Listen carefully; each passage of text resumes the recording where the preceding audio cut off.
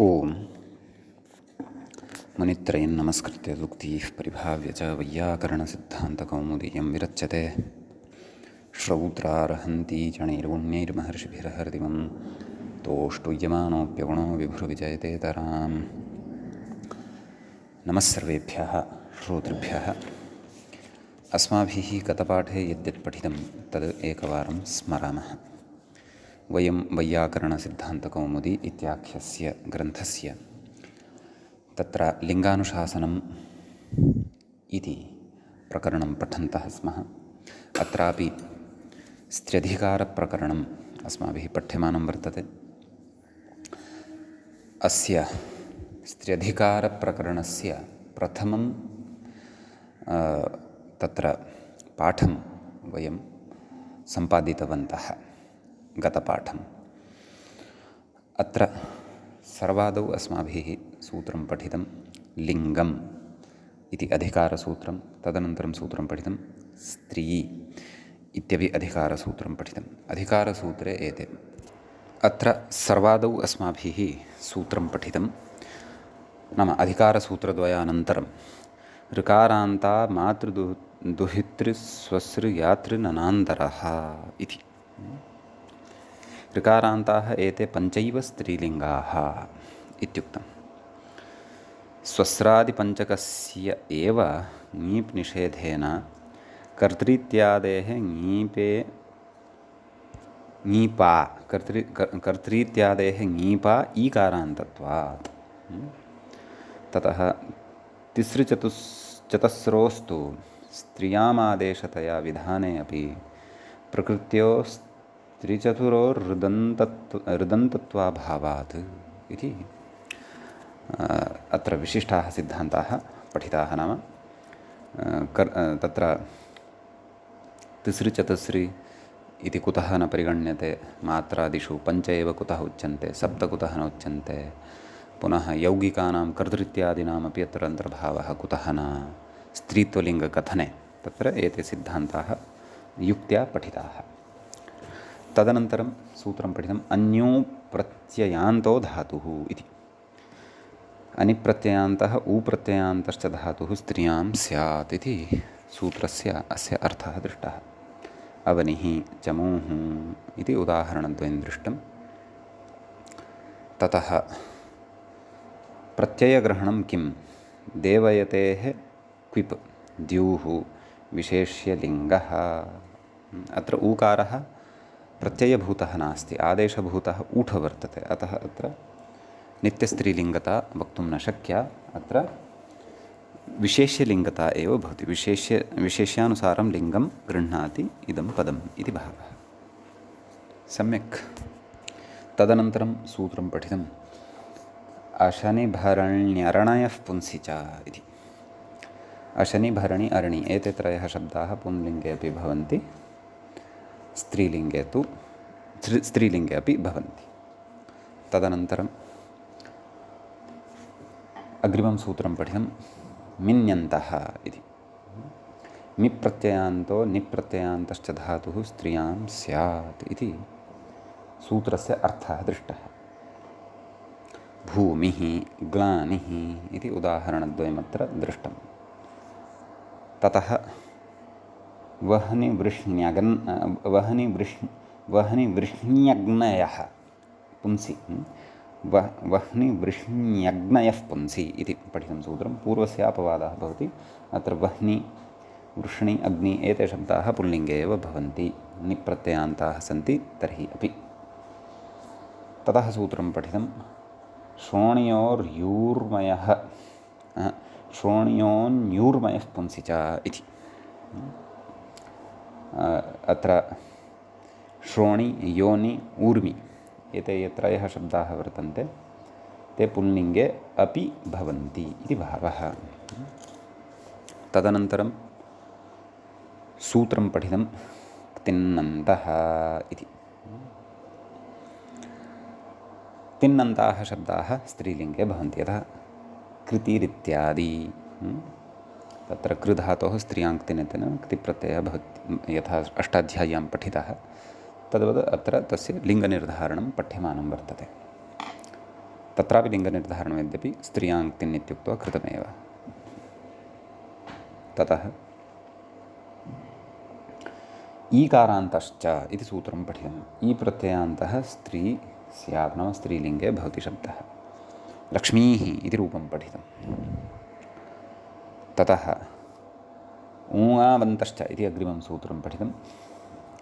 ऊङ् प्रत्ययान्तः आ प्रत्ययान्तश्च स्त्रीलिङ्गे भवति। कुरुः विद्या इति ऊङन्तस्य आबन्तस्य च अत्र व्यवस्था दृष्टा।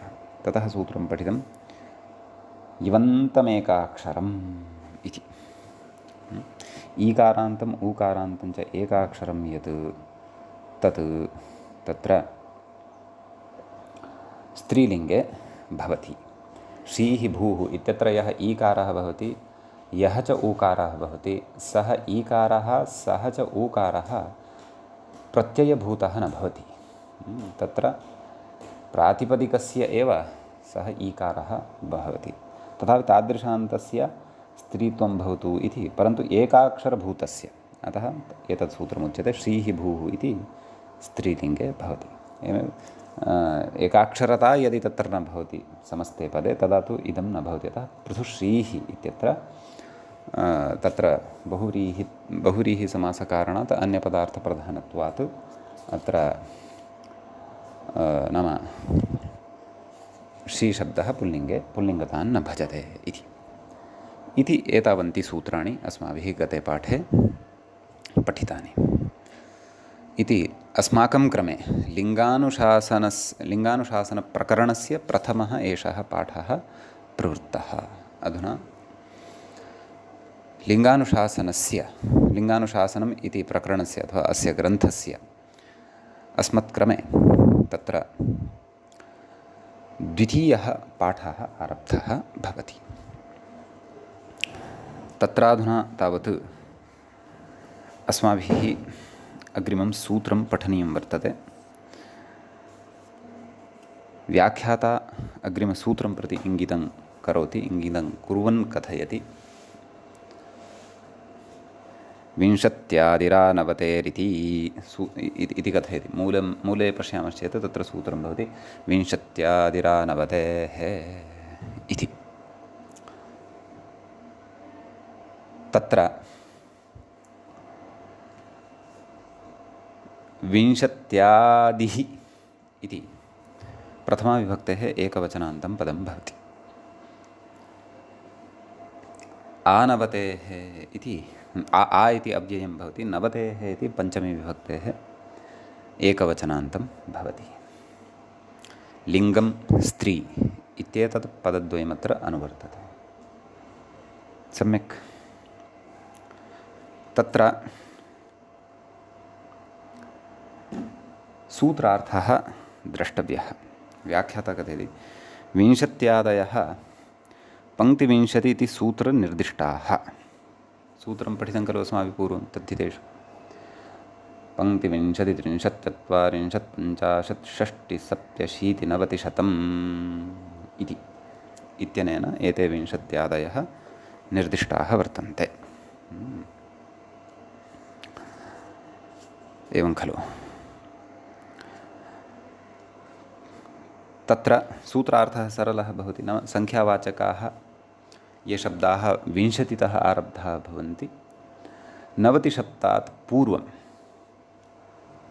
एवं खलु शतात् प्राक्तनी संख्या भवति 99 इति, तत्रापि 90 शब्दः श्रूयते। अतः तावत् पर्यन्ताः याः संख्याः वर्तन्ते ताः संख्याः स्त्रीलिङ्गे भवन्ति इति भावः, एवं खलु। अत एव कथयति किम्, इयं 20, अग्रे च कथयति 30, अर्थात् इयं 30, इयं 40, 50, 60, 70, 80, 90, सर्वत्र इयं योजयितुं शक्यते। अतः अत्र पुल्लिङ्गता नपुंसकलिङ्गता वा न भवति। अपि च एकवचने संख्यात्वे इमाः संख्याः एकत्वे भवन्ति। विंशत्याद्याः सदैकत्वे संख्यात्वे एकत्वं भवति, संख्येये द्वित्वं बहुत्वम् अपि अनयोः आसानसंख्यानां भवति। संख्यायां नाम यत्र संख्या एव विवक्षिता भवति, यथा 20 जनाः, 30 जनाः, 40 जनाः, तत्र एकवचनमेव भवति। संख्येयः यत्र विवक्षितः भवति, संख्येये यत्र संख्या एषा प्रयुक्ता भवति, तत्र तु द्वित्वं बहुत्वमपि भवति। यथा जनानां 20, 20 20 कोऽर्थः 40 इत्यर्थः। जनानां 20 नाम 20 नाम 60 जनाः अथवा ततोपि अधिकाः भवितुम् अर्हन्ति। बहुत्वस्य नास्ति परिधिः अथवा परिमितिः इति वक्तव्यम् इति अवगन्तव्यम्। तदनन्तरम् अग्रे पठनीयम्।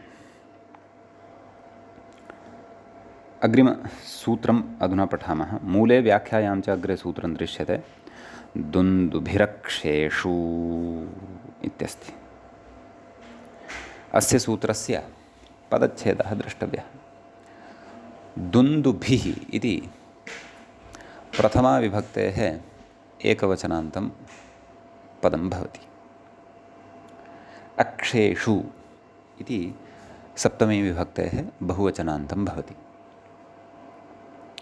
तत्र लिङ्गं स्त्री इति अधिकारद्वयं तु अनुवर्तते एव। सूत्रार्थः द्रष्टव्यः। व्याख्याता कथयति, अक्षेषु बोधनीयेषु यः प्रयुज्यते इत्यर्थः। नाम अक्षार्थे यः दुन्दुभिः इति शब्दः प्रयुज्यते सः स्त्रीलिङ्गे भवति। अक्षैर्दीव्यति इत्यादिषु अस्माभिः पूर्वं पठितमस्ति खलु। द्यूतक्रीडायां क्रीडार्थं प्रयुज्यमानः उपकरणविशेषः। आम्, अतः एव कथ्यते इयं दुन्दुभिः इति। अक्षेषु किम् अयं दुन्दुभिर्वाद्यविशेषः असुरो वा इत्यर्थः। यत्र वाद्यार्थो भवति तत्र तु पुल्लिङ्गता भवति। एषः दुन्दुभिः अथवा अयं दुन्दुभिः इति वक्तुं शक्यते। असुरार्थेपि कश्चन असुरः, तस्यापि नाम इदं किं दुन्दुभिः, तत्र अस्य पुल्लिङ्गता, तत्र पुल्लिङ्गे इदं भवति। सम्यक्। ततः अस्मिन् सूत्रे तावानेव विशेषः। अग्रिमं सूत्रं पठामः। मूले व्याख्यायां च सूत्रं दृश्यते, नाभिरक्षत्रिये इति। नाभिः इति प्रथमाविभक्तेः एकवचनान्तं भवति। अक्षत्रिये इति सप्तमी विभक्तेः एकवचनान्तं भवति। लिङ्गम् इति स्त्री इति च अत्र अनुवर्तते। अत्र सूत्रस्य अर्थः स्पष्टः अस्ति। अक्षत्रिये नाम क्षत्रियभिन्नार्थे यदा नाभिशब्दः प्रयुज्यते, एवं खलु, तदा सोऽयं शब्दः स्त्रीलिङ्गी भवति, नाम स्त्रीलिङ्गे भवति, एवं खलु। इयन्नाभिः इति नाम प्राणिनाम् उदरे विद्यमानः अङ्गविशेषः, तदाख्यायां नाभिशब्दः पुल्लिङ्गे। सम्यक् इत्यस्ति। अग्रिमं सूत्रं पठामः। व्याख्याता किम् उक्तवान्? क्षत्रियभिन्ने यो नाभिशब्दः प्रयुज्यते सः स्त्रियान् स्यात्। अस्तु, तत्तु सम्यक्। इयन्नाभिरिति पुरुषावयवे इदम् इति। अस्तु, स्पष्टं कृतं तदस्माभिः। अग्रिमं सूत्रमधुना पठामः। मूले व्याख्यायां च सूत्रं दृश्यते, उभावप्यन्यत्र पुंसि इति अस्ति। तत्र उभौ इति प्रथमाविभक्तेः एकवचनान्तं पदं भवति। अपि इति अव्ययं भवति, अन्यत्र इत्यपि अव्ययं भवति, पुंसि इति सप्तमीविभक्तेः एकवचनान्तं पदं भवति। समीचीनं। प्रकृते लिङ्गं स्त्री इति अधिकारद्वयं तु आयात्येव। दुन्दुभिरक्षेषु इत्यतः दुन्दुभिः इति अनुवर्तते। किञ्च नाभिरक्षत्रिये इत्यतः नाभिः इति च अनुवर्तते। एवं खलु। व्याख्याता कथयति इदं स्पष्टार्थम् उभावपि अन्यत्र पुंसि नाम अन्यत्रार्थे एतद्द्वयमपि पुंलिङ्गे भवति। व्याख्याता कथयति इदं स्पष्टार्थं कुतः पूर्वसूत्रयोः अक्षेषु अक्षत्रिये इत्यभिधानेन सिद्धेः। तत्रैव नञ् उक्तः अस्ति खलु, नाम तत्र गतसूत्रद्वये यः अर्थः उक्तः तस्मिन् अर्थे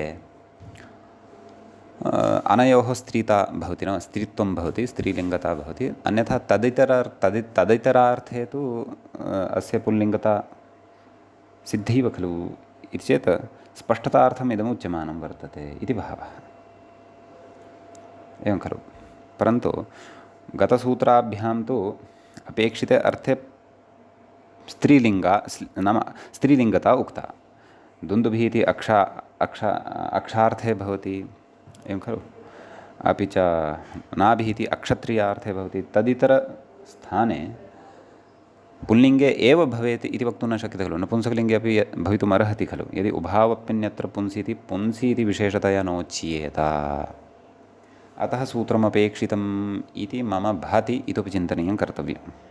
व्याख्याता तु कथयति न तत्र नाम एतद् यदि नोच्यते तर्हि अपि चिन्ता नास्ति, उक्तं चेदपि स्पष्टतार्थमिति अवगच्छन्तु। आम्, तद्द्रष्टव्यं यत् नाभिशब्दः अपि च दुन्दुभिशब्दः इति स्त्रीलिङ्गं विहाय केवले नाम अर्थान्तरे अपि केवले पुल्लिङ्गे एव भवति, स्त्रीलिङ्गे न भवति। यदि स्त्रीलिङ्गे यदि न भवति पुल्लिङ्गे एव भवति तर्हि तु व्याख्यात्रा उक्तः सिद्धान्तः नितान्तं युज्यते, क्लेशो नास्ति।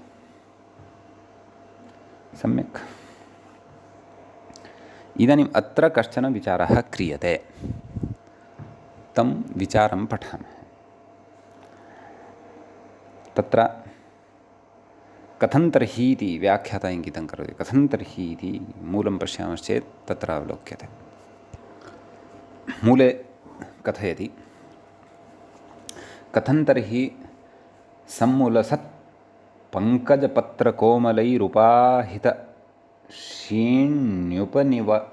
उपनीवि नाभिरिति भारविः। भारवेः अयं प्रयोगः वर्तते। व्याख्याता कथयति अत्र यत् कोमलैः इति तद् अनुपपन्नं स्त्रीलिङ्गनाभिशब्द अविशेषणत्वात् इति। एवं खलु। नाम अत्र मूलं यदि पश्यामः, भारवी प्रयोगं यदि पश्यामः, भारवी प्रयोगोद्धरणम् अत्र यत् कृतं वर्तते तत्र समुल्लसत्पङ्कजपत्रकोमलैः इति तृतीयान्तं प्रथमाविभक्तेः एकवचनान्तं वर्तते, तृतीयाविभक्तेः एकवचनान्तं वर्तते। इदं विशेषणपदं भवति। विशेष्यपदं किमस्ति? रूपाहितशीण्युपनीविनाभिः इति। अत्र समस्तपदस्य अन्ते नाभिः अस्ति। समासशक्तिकारणात् समस्तपदम् इदं तत्र नाम स्त्रीलिङ्गे वर्तते। रूप इति नास्ति, उपाहितशीण्युपनीविनाभिः। अत्र उपाहितशीणि इति अपि पृथक् पदं भवितुमर्हति, काव्यप्रसङ्गः द्रष्टव्यः। परन्तु उपनीविनाभिः इति तु स्त्रीलिङ्गे अस्ति एव। तस्य एव विशेषणपदं भवति किं? समुल्लसत्पङ्कजपत्रकोमलैः इति। एवं तर्हि उपनीविनाभिः इति स्त्रीलिङ्गे खलु अस्ति। नाभिशब्दः अक्षत्रिये स्त्रीलिङ्गे भवति इत्युक्तं खलु। अत्र च अक्षत्रियार्थः एव वर्तते मानवः। अतः प्रकृते स्त्रीलिङ्गः नाभिशब्दस्य अस्ति, तर्हि कथं कोमलैः इति प्रयुक्तं? समुल्लसत् पङ्कजपत्रकोमलैः इति न खलु प्रयोक्तुं शक्यते। स्त्रीलिङ्गे विशेषणपदमपि स्त्रीलिङ्गे एव भवतु। अतः समुल्लसत्पङ्कजपत्रकोमलाभिः इति खलु वक्तव्यं। कोमलाभिः नाभिः कोमलैः उपाहित नाभिः इति नास्ति वस्तु, तत्र ईषद् लेखनदोषः अस्ति। नाभिभिः इति अस्ति तृतीयाविभक्तेः बहुवचनं तद् भवति। अन्यथा नाभिः तु इति प्रथमाविभक्तेः एकवचने एव भवति। यदि भवतामपि पुस्तके अयं दोषः अस्ति तर्हि परिष्करणीयः। यदि नाभिभिरिति इति अस्ति, नाम नाभिशब्दस्य तृतीयाविभक्ते बहुवचनान्तं नाभिभिः, हरिभिः अथवा मतिभिः इति यथा भवति तद्वद् यदि अस्ति तर्हि क्लेशो नास्ति। सम्यक्। तर्हि नाभिभिः नाम उपनीविनाभिभिः इति तृतीया बहुवचने स्त्रीलिङ्गे अस्ति खलु, तर्हि तस्य विशेषणभूतमपि कोमलाभिः इति खलु वक्तव्यं। कोमलैः इति कथम् उक्तं? कोमलैः इति तु पुल्लिङ्गे वा नपुंसकलिङ्गे वा तृतीयाविभक्तेः बहुवचने सिद्ध्यति। सम्यक्। अतः प्रकृते अक्षत्रियार्थे गम्यमाने अपि कथं पुल्लिङ्गे प्रयुज्यमानः अस्ति नाभिशब्दः, तच्च विशेषणं दृष्ट्वा खलु ज्ञायमानम् अस्ति। अन्यथा कोमलाभिः इति विशेषणप्रयोगः तत्र स्यात् इति भावः। अग्रे उच्यते, नाम समाधानं कथयामः। सामान्य इति मूले उक्तं दृढभक्तिः इत्यादौ इव कोमलैरिति सामान्यनपुंसकम् इति बोध्यम्। अत्रापि किञ्चित् पाठभेदः दृश्यते। तत्र दृढ एतत् इति पृथक् पदं कर्तव्यं। दृढम् इति दृढं भक्तिः इति वक्तव्यं। दृढम् एतदनन्तरं असंहिता अपि तत्र द्रष्टव्या। दृढं भक्तिः इत्यादौ इव कोमलैः इति सामान्यनपुंसकमिति बोध्यम्। नाम सामान्यनपुंसकम् इति वर्तते। यथा दृढं भक्तिः कोऽर्थः? दृढा भक्तिः इत्येव अर्थः तत्र भवति। यथा क्रियाविशेषणवत् प्रयोगः अस्ति सः तत्र।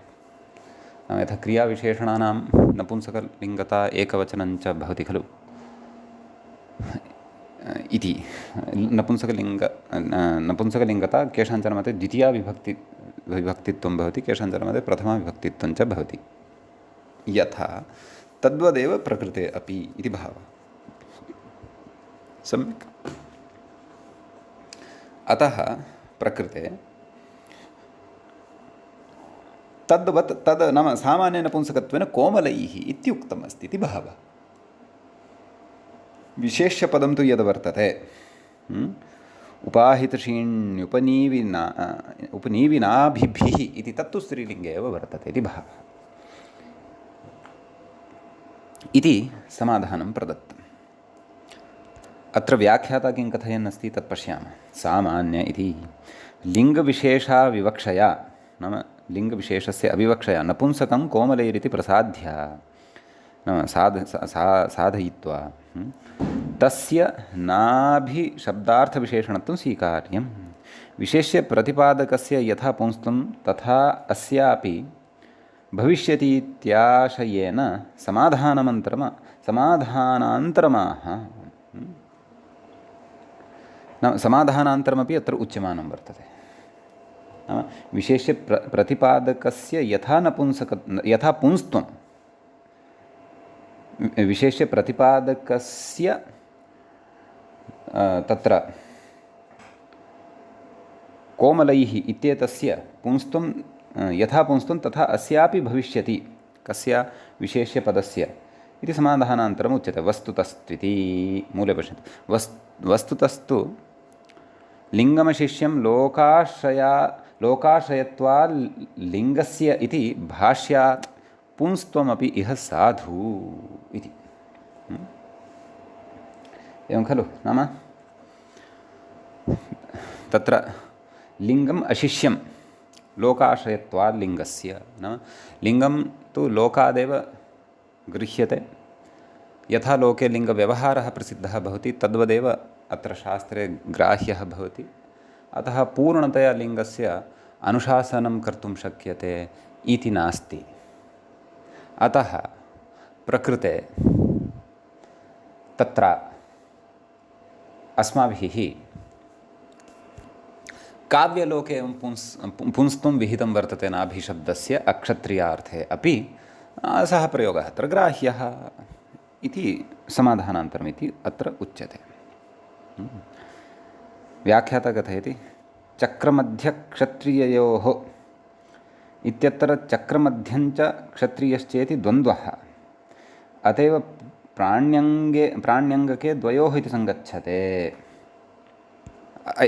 अस्याः व्याख्यायाः पङ्क्तेः पूर्वं वस्तुतः मूलं पठनीयं किम् अत एव नाभिर्मुख्यनृपे चक्रमध्यक्षत्रिययोः पुमान् इति कोशे उच्यते। नाभिर्मुख्यनृपे नाम मुख्यनृपार्थे चक्रमध्यार्थे क्षत्रियार्थे च पुमान् पुल्लिङ्गे अपि भवति इति उच्यते। एवं खलु। तर्हि व्याख्याता अत्र किम् उक्तवान् इत्यत्र चक्रमध्ये नाम चक्रमध्ये क्षत्रियोः इत्यत्र चक्रमध्यञ्च क्षत्रियश्च इति द्वन्द्वः एवं द्वन्द्वः वर्तते। अत एव प्राण्यङ्गके द्वयोः इति सङ्गच्छते। प्राण्यङ्गके द्वयोः अपि नाम द्वयोः अपि लिङ्गयोः तत्र उपस्थितिः भवति इति च वचनं सङ्गच्छते इति भावः। अग्रे किं कथयति मूले द्वयोः प्राणिप्रतीके स्यात् स्त्रियां कस्तूरिकामदः इति मेदिनी इति।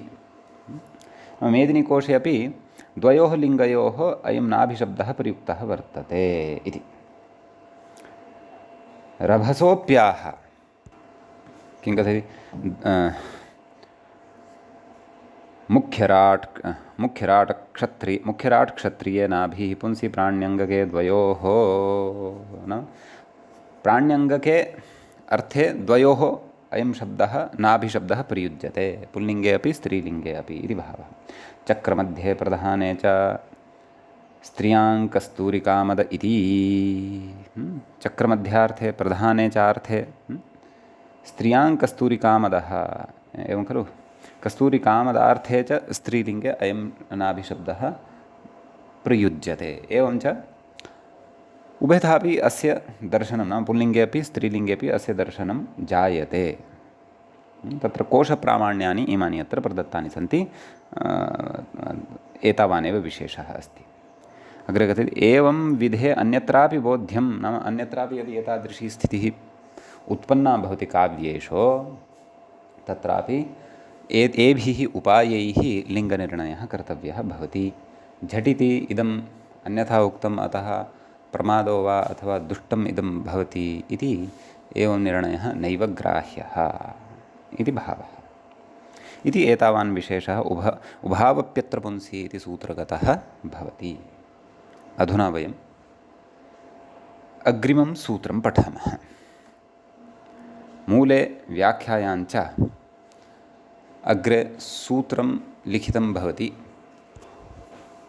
तलन्तः इति। एतत् सूत्रं पूर्वम् अस्माभिः श्रुतं वर्तते मूलेव कौमुद्यां। तलन्तं स्त्रियां त्वान्तं नपुंसके इति तद्धितेषु श्रुतं।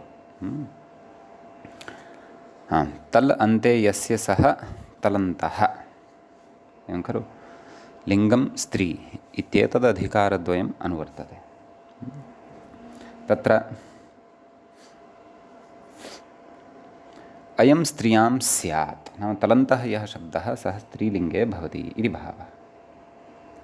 व्याख्याता कथयति तस्य भावस्त्वतलौ इति सूत्रविहिततलप्रत्ययान्तः स्त्रियां स्यात् इति भावः। तत्र उदाह्रियते शुक्लस्य भावः शुक्लता शुक्लशब्दात् तल् प्रत्ययः भवति तस्य भावः इत्यर्थे। ब्राह्मणस्य कर्म वा ब्राह्मणता ब्राह्मण इति शब्दात् तल् प्रत्ययः भवति तत्र भावार्थे। अतः ब्राह्मणता इति यः शब्दः सिद्धः भवति सः स्त्रीलिङ्गे भवति। ग्रामस्य समूहः ग्रामता अत्रापि ग्रामता इति शब्दः स्त्रीलिङ्गे भवति। देवः एव देवता क्वचित् स्वार्थे अपि भवति नाम तस्य समूहः इत्येतस्मिन् अर्थे तल् पठितः वर्तते। देवः एव देवता इति स्वार्थे तल् वर्तते। ब्राह्मणस्य कर्म इत्यत्र कर्मार्थे तल् प्रत्ययः भवति। शुक्लस्य भावः शुक्लता इति भावार्थे तल् प्रत्ययः भवति। कीदृशोऽपि तल् भवति तलन्तशब्दः स्त्रीलिङ्गे भवति तलन्तः इति अनुशासनेन इति सूत्रद्वारा। व्याख्यात्र किमुक्तं तस्य भावस्तद्लौ इति सूत्रविहित तल्प्रत्ययान्तः स्त्रियान् स्यात् एवं खलु। तेनैव न अन्यानि अपि सूत्राणि भवन्त्येव, यतः समूहार्थः स्वार्थः च यथा पठितः तत्र तत्र विहितः यः तल् सः स्त्रियां नाम स्त्रीलिङ्गे भवति इति भावः एवं खलु।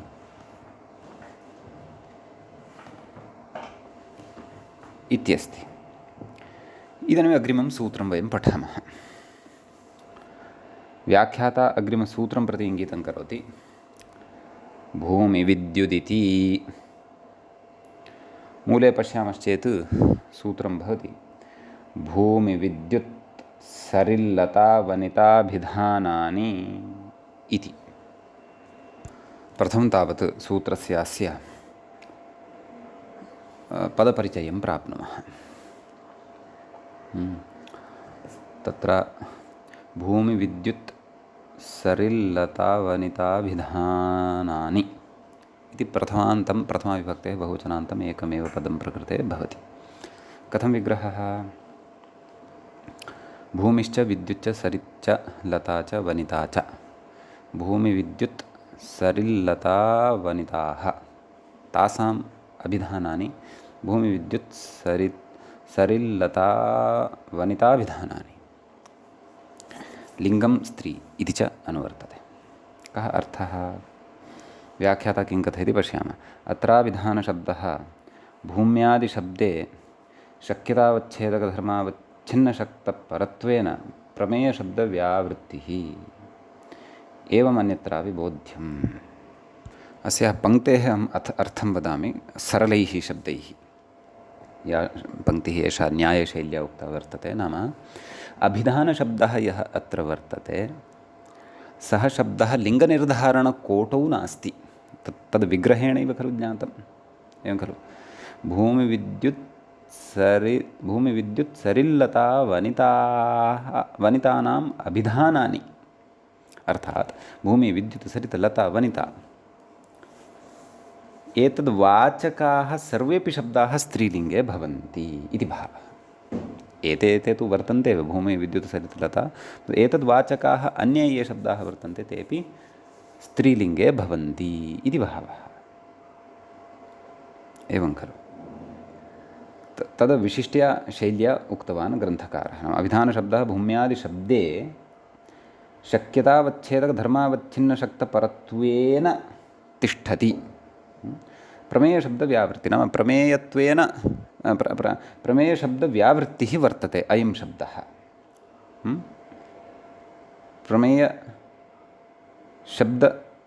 प्रमेयशब्देन व्यावृत्तिः यस्य वर्तते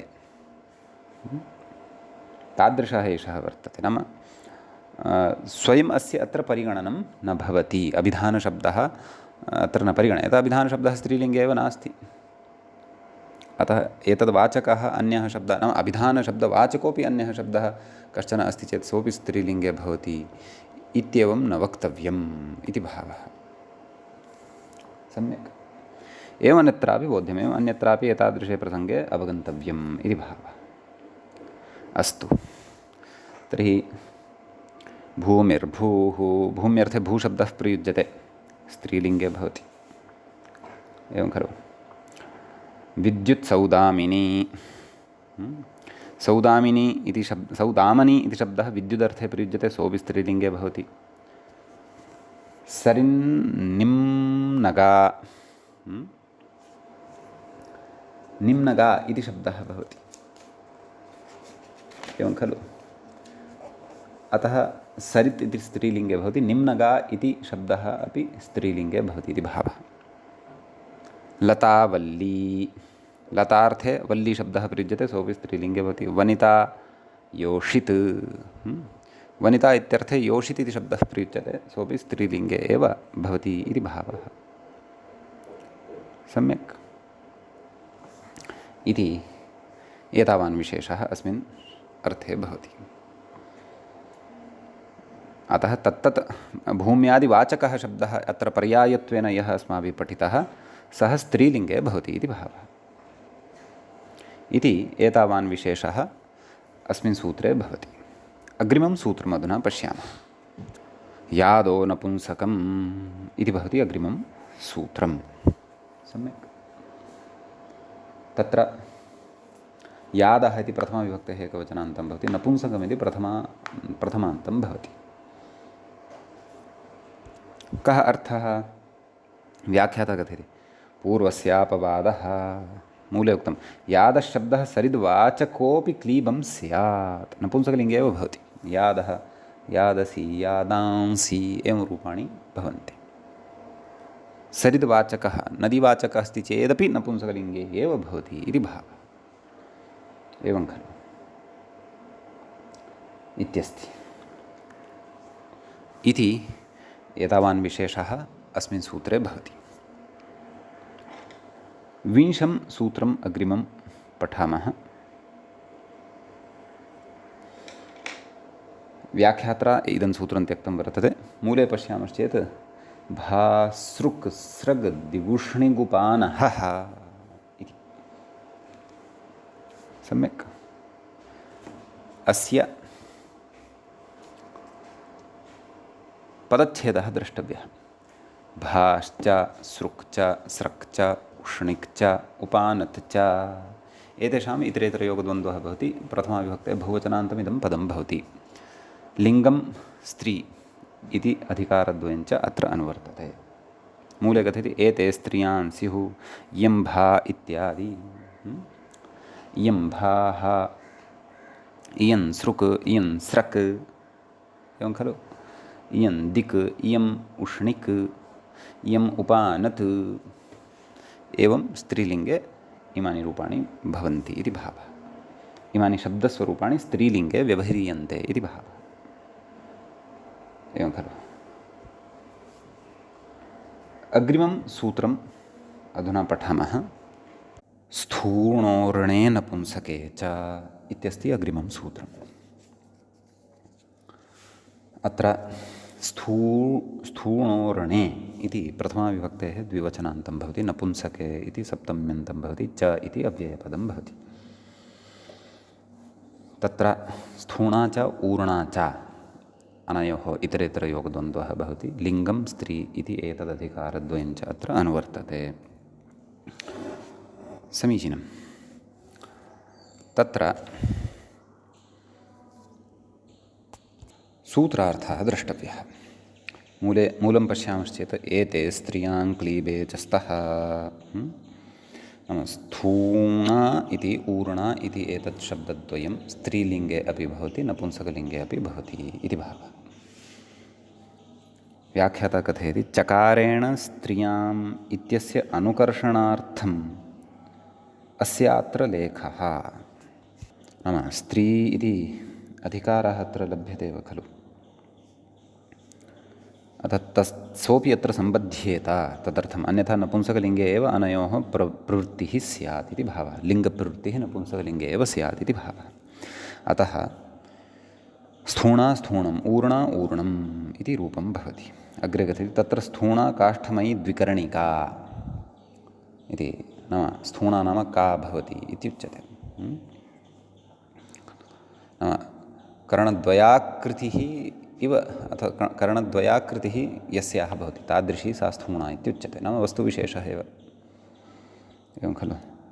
ऊर्णा तु मेषादिलोम। मेष आदिना अजादयः अपि गृहीतुं शक्यन्ते। मेषादिलोम अत्र ऊर्णा इति शब्देन ग्राह्यं भवति इति एतावान् विशेषः अस्मिन् सूत्रे भवति। अग्रिमं सूत्रमधुना पठामः। तत्र व्याख्याता अग्रिमं सूत्रं त्यक्तवान् अस्ति। वयं पश्यामः। गृहशशाभ्यां क्लीबे इत्यस्ति।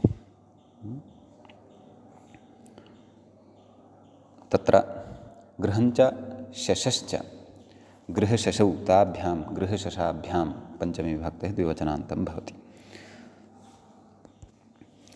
लिङ्गम् इति अधिकारः अत्र सम्पद्यते।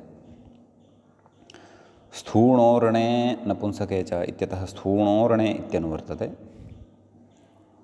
एवं खलु। तत्र प्रकृते गृहशशौ द्वौ शब्दौ स्तः। स्थूणोरणे इति ययोः अत्र अनुवर्तनं भवति तावपि द्वौ स्तः। अतः यथासङ्ख्यनियमः अत्र प्रवर्तते। सम्यक्। किं कथयति मूले नियमार्थमिदं गृहशशपूर्वे स्थूणोरणे यथासङ्ख्यं नपुंसके स्तः। नाम तत्र गृहशब्दात् पूर्वं यदि स्थूणशब्दः भवति, गृहशब्दपूर्वकः यदि स्थूणशब्दः भवति तर्हि सः नपुंसकलिङ्गे भवति। शशपूर्वः ऊर्णशब्दः यदि परतः भवति तदा सः अपि नपुंसकतां भजते इति भावः। गृहस्थूणम् इत्यस्ति, एवं खलु। न गृहस्य स्तम्भविशेषः, गृहस्य गृहस्थूणम्। अतः गृहशराभ्यां क्लीबे इत्यनेन प्रकृते नपुंसकलिङ्गता भवति। यद्यपि मूलतः शब्दः स्थूणा एव भवति, परन्तु नपुंसकलिङ्गविधानकारणात् ह्रस्वो नपुंसके प्रातिपदिकस्य इत्यनेन ह्रस्वत्वं भवति इति। शशोर्णं शशलोमनीत्यमरः इति कथयति खलु मूले। शशोर्णं शशलोमनी नाम शशस्य ऊर्णा। शशः नाम शशकः, एवं खलु। अतः अत्रापि शशोर्णा इति आदौ भवति, ततः ह्रस्वो नपुंसके नाम प्रकृतसूत्रेण गृहशशाभ्यां क्लीबे इति सूत्रेण तत्र नपुंसकत्वं विधीयते, ततः ह्रस्वो नपुंसके प्रातिपदिकस्य इत्यनेन ह्रस्वत्वं भवति इति। समीचीनम्। इति एतावान् विशेषः अस्मिन् सूत्रे भवति। अग्रिमसूत्रं प्रति व्याख्याता इङ्गितं करोति, कथयति प्रावृडिति। मूलं पश्यामश्चेत् सूत्रं भवति प्रावृड विप्रुड रुट् तृड् विट् त्विषः इति अस्ति सूत्रम्। तत्र अस्य सूत्रस्य पदच्छेदं पश्यामः। प्रावृट् च विप्रुट् च रुट् च तृट् च विट् च, एवं खलु। त्विट् च विट् त्विषः इत्युक्तं खलु। अतः विट् च त्विट् च एतेषाम् इतरेतरयोगद्वन्द्वः भवति। प्रथमाविभक्तेः बहुवचनान्तमिदं पदं भवति। लिङ्गं स्त्री इति एतत् पदद्वयम् अत्र अनुवर्तते। सम्यक्। ततः अत्र अर्थः स्पष्टः अस्ति। नाम शकारान्तेषु शकारान्तः सन्ति एतेपि सर्वेपि शब्दाः। प्रावृष विप्रुष रुष त्रिष विष त्विष एते सर्वेपि स्त्रीलिङ्गे भवन्ति इति भावः। अतः प्रावृट् विप्रुट् रुट् तृट् विट् त्विट्, एवं खलु। अत्र प्रायशः सर्वदापि सम्पदादिभ्यः क्विप् इत्यनेन क्विप् प्रत्ययः भवति, ततः प्रातिपदिकानि इमानि सिद्धानि भवन्ति सर्वाणि अपि। प्रावृष इत्यत्र तद् वृषुसेचने इति भवति प्रपूर्वकात्। न हि वृत्तिवृषि व्यधिरुचिसहितनिषुको इत्यनेन प्र इत्यस्य दीर्घः भवति। सर्वं पूर्वं पठितं वर्तते। प्रकृतसूत्रेण स्त्रीलिङ्गता विधीयते। प्रावृट् प्रावृषौ प्रावृषः, एवं विप्रुट्, एवं खलु। विगता रुट् विगता पृट्, दाहः अस्मात् इति एतादृशविग्रहे कृते विप्रुष इति शब्दः सिद्धः भवति। प्रकृतसूत्रेण तत्र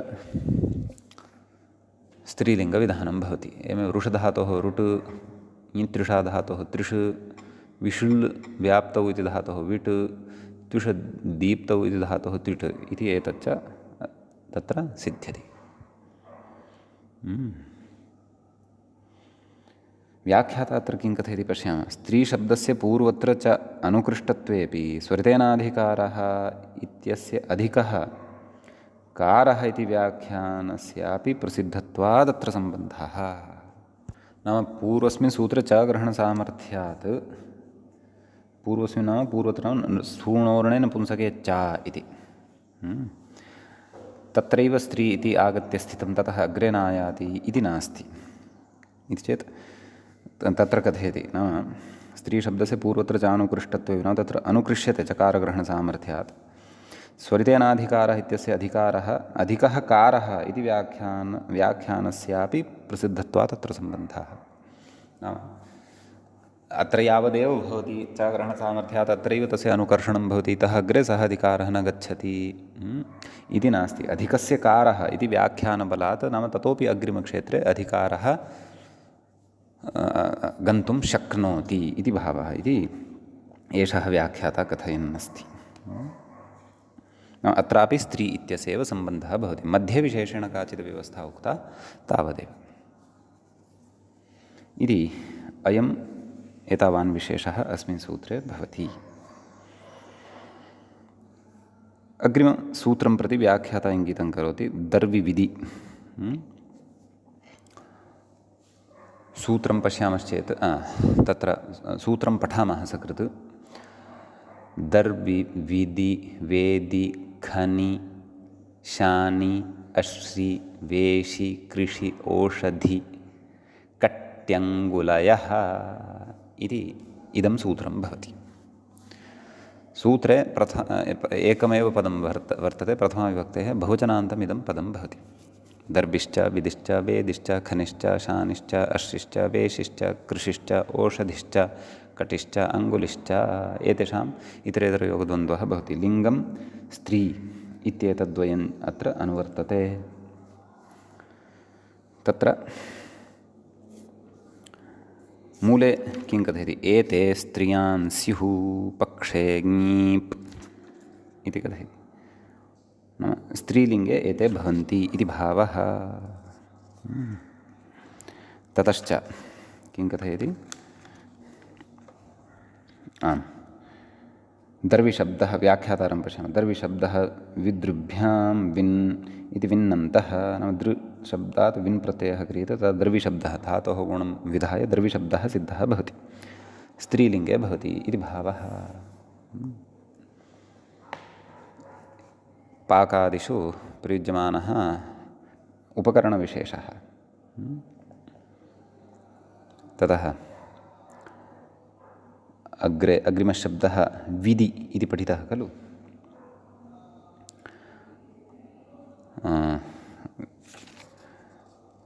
आदौ मूलमेव पश्यामः। पक्षे ङीप्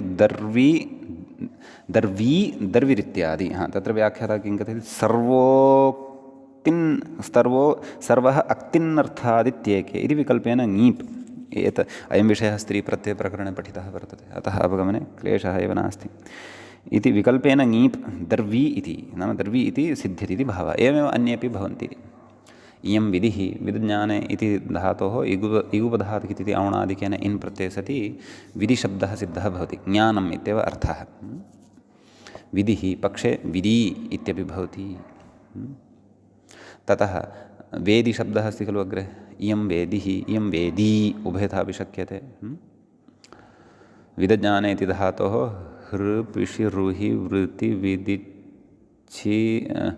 विदिच्छिदि कीर्तिभ्यश्च इति उणादिषु चतुर्थे पादे पठितेन सूत्रेण इन् प्रत्ययः भवति। प्रकृतसूत्रेण दर्विविधि इत्यादिसूत्रेण नित्यस्त्रीलिङ्गता भवति।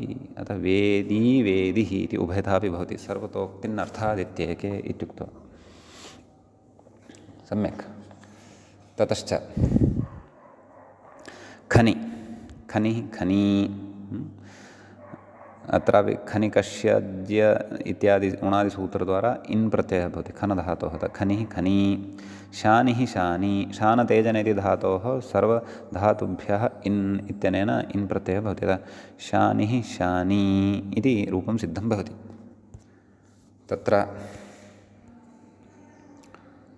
शब्दचन्द्रिकायाम् इन्द्रवारुणी इत्यस्मिन् अर्थे शानी शब्दः अस्ति इति शब्दकल्पद्रुमकारः कथयति। अस्तु, तदनन्तरम् अश्री। अश्रिः अश्री। अशभोजन इति धातोः सर्वधातुभ्यः इन् इत्यनेन इन् प्रत्ययः भवति। वस्तुतः अत्र तदेव आङीषिहनिभ्यां ह्रस्वश्च इति इत्यनेन इण्, तस्य च डित् डित्वाटि लोपः आङः ह्रस्वश्च। श्री धातोः वक्तव्यम् इति। आङ्पूर्वकत्वात् आङः ह्रस्वः च अत्र वक्तव्यः। ततः अश्री शब्दः सिद्ध्यति इति। एवम् अत्र प्रकृतिप्रत्ययविभागः अपि दृश्यते। अस्तु, अश्रीः अश्रिः अश्री इति उभयतः अपि प्रयोगः भवति। अग्रिमः शब्दः अस्ति सूत्रे वेशि इति, एवं खलु। अतः तत्र विषप्रवेशनार्थकः यः धातुः आदादिकः सर्वधातुभ्यः इन् इत्यनेन इन् भवति, लघुपदगुणः भवति। ततः इन्नन्ते वेशि वेशिः ङीबन्तत्वात् ङी पक्षे च वेशी इति भवति। ततः कृषि कृषिः कृषियी उभयथा विभवति खलु। कृशविलेखने इति इक् कृष्यादिभ्यः इत्यनेन इक् भवति, लघुपदगुणः भवति। कृषिः कृषी। ओषधि इति औषधिशब्दः अस्ति खलु इति ओषः प्लोषः दीप्तिर्वा धीयते अत्र इति विग्रहे सति तत्र ओष उपपदात् धा धातोः कर्मण्यति करणे च इत्यनेन किप् प्रत्ययः भवति। ओषधि इति सिद्ध्यति एवं खलु। ओषधिः इति इकारान्तता अपि पक्षे ओषधी इति सर्वतोक्तिन्नर्थादित्येकेति दीर्घ ईकारान्तत्वमपि भवति।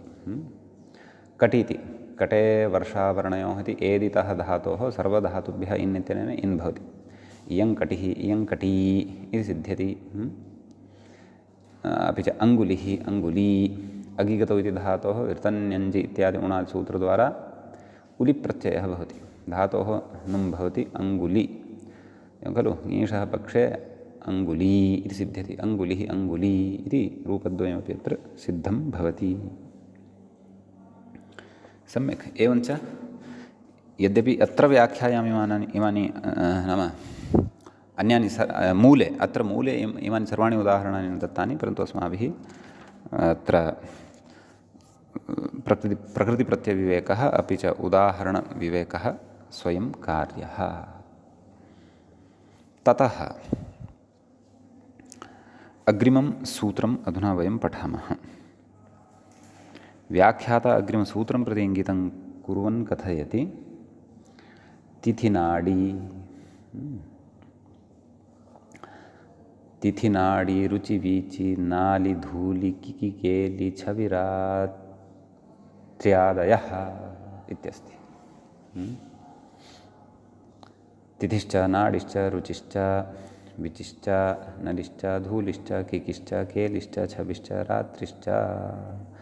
तिथिनाडि रुचिविचिनालि धूलि किकिकेलि छविरात्रयः ते आदौ नाम एते ये परिगणिताः आदौ येषां ते तिथिनाडि रुचि वीचि नालि धूलि किकिकेलि छविरात्र्यादयः बहुव्रीहि समासः। नाम इतरेतरयोगद्वन्द्वगर्भबहुव्रीहिः अत्र भवति इति भावः। लिङ्गं स्त्री इत्येतत् सूत्रद्वयम् अत्र अनुवर्तते एवं खलु। एते प्राग्वत् इति व्याख्याता कथयति स्त्रियां स्युरित्यर्थः, नाम स्त्रीलिङ्गे भवन्ति इति भावः एवं खलु। इयं तिथिः इत्यादि अमरस्त्वाः तिथयो द्वयोरिति खलु। तर्हि प्रकृते तदेव इयं तिथिः तत्र प्रथमा द्वितीया तृतीया इत्येवं तिथिः भवति खलु। अतः सातत्यगमने इति धातोः हृतन्यञ्जिति सूत्रद्वारा इथिन् इति प्रत्ययः भवति। ततः प्रचोदरादित्वात् अकारस्य धातोः अकारस्य लोपः भवति, तिथि इति सिद्धः भवति। तिथिनाडिरुचि इत्यादि सूत्रद्वारा प्रकृते पठ्यमानेन सूत्रेण प्रकृते स्त्रीलिङ्गता भवति एवं खलु। अमरस्त्वाः तिथयो द्वयोरिति नाम तिथयः द्वयोः इति नाम पुल्लिङ्गे अपि वर्तते स्त्रीलिङ्गे अपि तिथिशब्दः वर्तते इति अमरकोशकारः कथयति। तथा च भारविः तस्य भुवि बहुतिथाः तिथयः इति इत्यस्ति। नाम तत्र भुवि बहुतिथास्तिथयः नाम भारवी प्रयोगः अत्र वर्तते। एवञ्च तस्य भुवि बहुतिथास्तिथयः नाम एते तिथयः बहुतिथाः वर्तन्ते। नाम तिथयः इति शब्दः तत्र पुल्लिङ्गे प्रयुक्तः वर्तते। तत्र विशेष्यपदमिदं वर्तते किं बहुतिथयः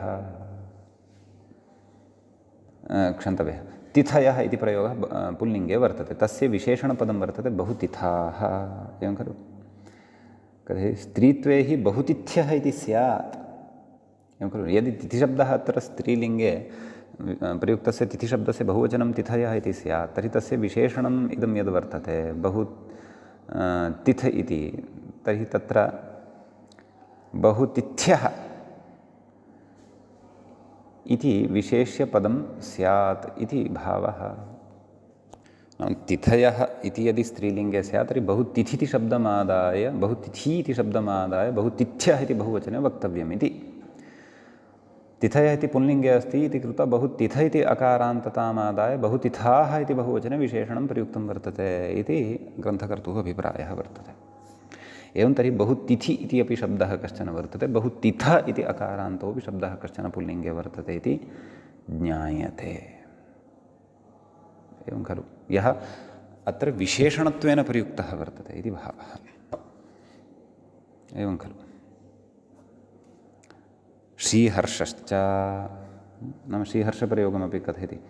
निखिलान्निशि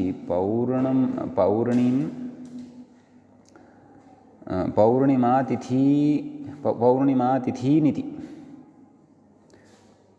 एवं खलु। अत्र तिथीन् इति प्रयोगः प्रयुक्तः दृश्यते। निखिलान्निशि पौर्णमातिथीन्, अत्र तिथीन् इति पुल्लिङ्गे अस्ति इति कृत्वा एव खलु तस्मात् छसो नः पुंसित्यनेन नत्वं तत्र प्रवृत्तम् इति, एवं खलु। अतः पुल्लिङ्गे अपि एष तिथिशब्दः दृश्यते, नाम पुल्लिङ्गे अपि स्त्रीलिङ्गे अपि उभयलिङ्गी वर्तते इति दृश्यते इति अत्र अभिप्रायः वर्तते।